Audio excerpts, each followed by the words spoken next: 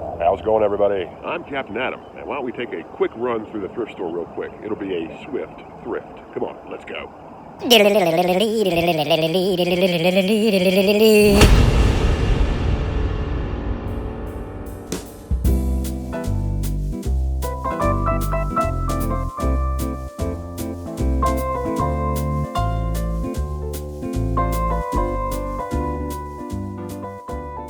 All right, how's it going, everybody? I'm doing well. Hope you're doing well as well. And thank you for joining me today for this swift thrift, as I'm calling it. See, I had some time to kill the other day, so I just decided to pop into my favorite thrift store here and just see what was shaking, what was new from the last time. Now, hopefully you caught my most recent Thrift Store Adventure where I came across some pretty interesting pieces, and we're going to see them again today because surprisingly they're still here. So we're going to take a closer look at them.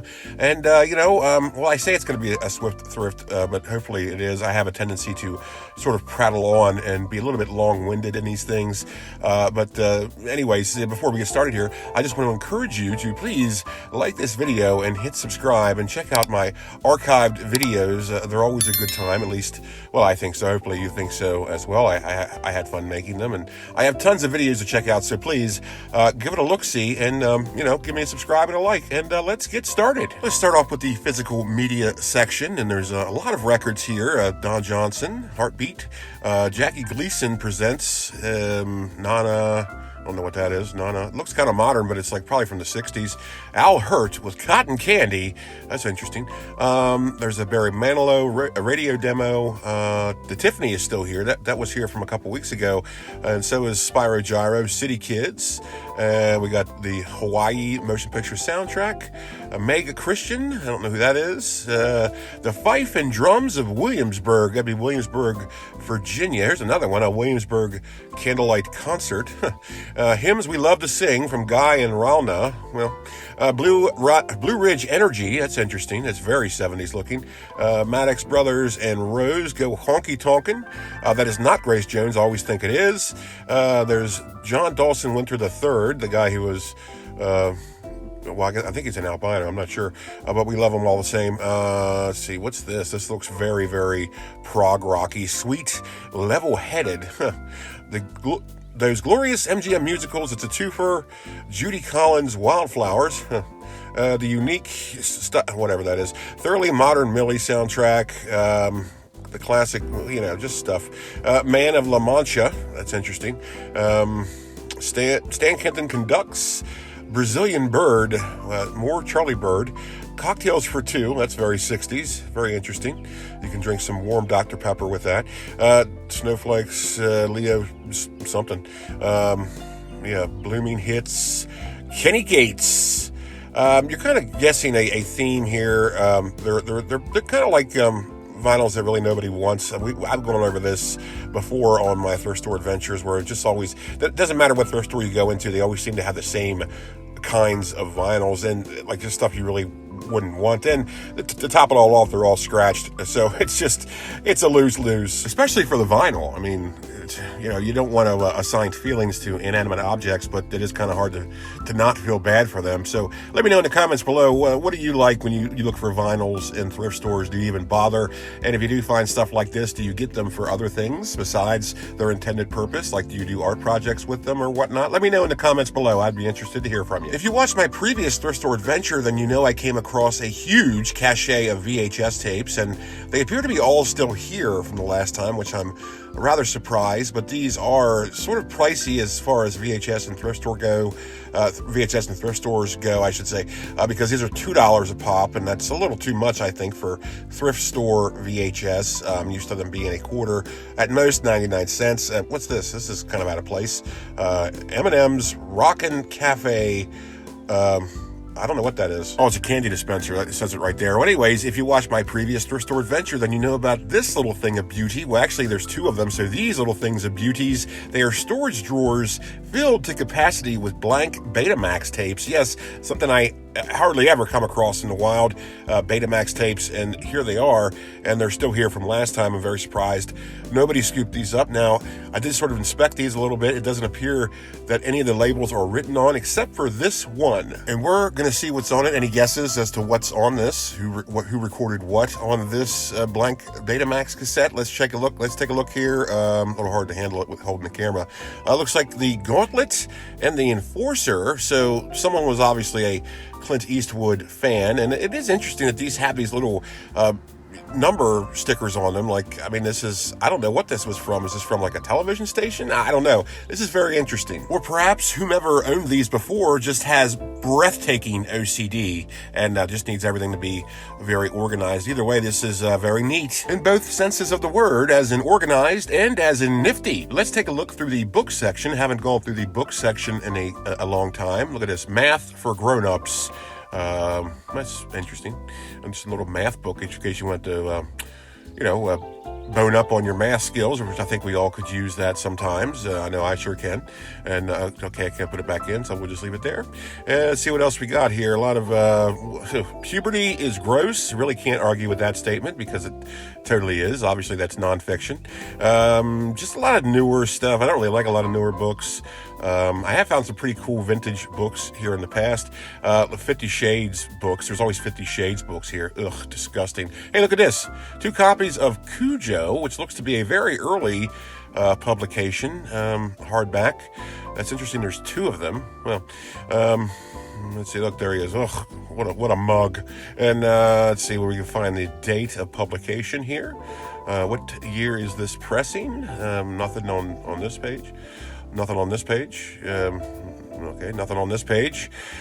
Come on, where is it? Nothing on this page. Jeez, Pete's. Is there a book in here at all? I don't know. Oh, here we go. What do we got here? 1981 publication. So this is rather early. That's pretty cool. Hardback. They want $4 for it, though. I don't know. I guess that's worth it. I guess it is. I don't know. It's a thrift store. It's hard to really say that these prices are fair, but I mean, I guess it is, especially if that's an early pressing of Cujo. I mean, I suppose that'd be a reseller's dream right there, but not me, folks. I'm not too interested. There's a bunch of newer stuff in here, with the exception of the Cujos.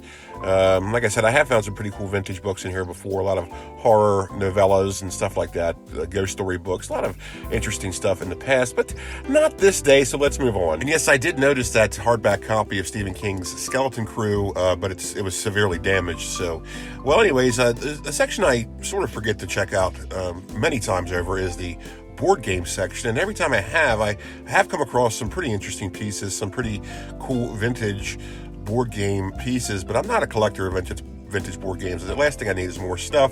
And here's a prime example of what I'm talking about as far as vintage go. Here's an old Yahtzee. We'll take a closer look at that here in a moment. But let's see what else we got here for the little pre-gander. A lot of newer stuff. Let's get back to that Yahtzee. Where was it? Right beside the Trouble. Here's a vintage Trouble. How about that? I'm glancing right over this stuff. Trouble, Pop-O-Matic Bubble. I think we all remember this game. What is there a year on this? Let me see. It looks old. There's no website. That's always a good sign. Is there a year? I cannot read it. Oh my goodness. Where's the year? Is it right here? This is a 1986. So yes, this is a vintage piece, so to speak. Of course, I'm not going to check and see if all the pieces are there because I just don't want to. And of course, that is a huge part of vintage board game collecting, making sure all the pieces are there. Here's this old Yahtzee. Oh, it just looks so vintage, doesn't it? I just love the aesthetic. This is a 1978 Yahtzee. It's shaky, so there's some pieces in there. I don't know if all of them are in there, but there you go. Of course, I guess Yahtzee doesn't really require a lot of pieces. It's just dice and a cup, and you can just get new dice, I guess. But anyways, here's Triple Yahtzee, another vintage piece. A lot of Yahtzee here today. Triple Yahtzee, interesting. I cannot read that. What does that say? This is a 1980 piece, so this is totally vintage and pretty cool. That's interesting. Here's a newer Yahtzee. I told you there's a lot of Yahtzee in here today. Let's move on real quick here to the glasses. This collection of beer glasses was, there's a gnome. This collection of beer glasses was here from the last Thrift Store Adventure, but there's a new piece, a Miss Piggy collectible glass from, I believe, I think McDonald's had these. They want $4 for it. Man, they used to have these glasses for $1 here. I guess they got wise. So where are you at on collectible glasses? Do you bother with them? Do you have a collection yourself, or are you sort of like me and you're just afraid to collect them because you just know they're going to end up broken somehow? So let me know in the comments below where you at on collectible glasses. I myself have a very, very small supply of them, just some neat ones, and I'm so careful with them. I break things accidentally because I have big ham hands. But anyway, let's move on to the loose random bag section, which I guess that's a misnomer because if they're not loose, if they're in bags. My mistake. And here's a bag filled with sunglasses, including what looks to be Macho Man glasses. Get some Macho Man glasses at the Goodwill.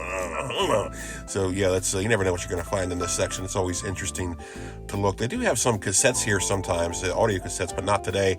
There's a bunch of unused pencils for promotional items. Looks like different companies, banks and churches and stuff like that. So that's pretty interesting. Let's take a quick run through the electronics section. Well, I guess this is more housewares right here beside the electronics section, coffee pots and stuff like that. That electric bong is still here from weeks ago. There's a microwave that you would find in a time unit or timeshare rental.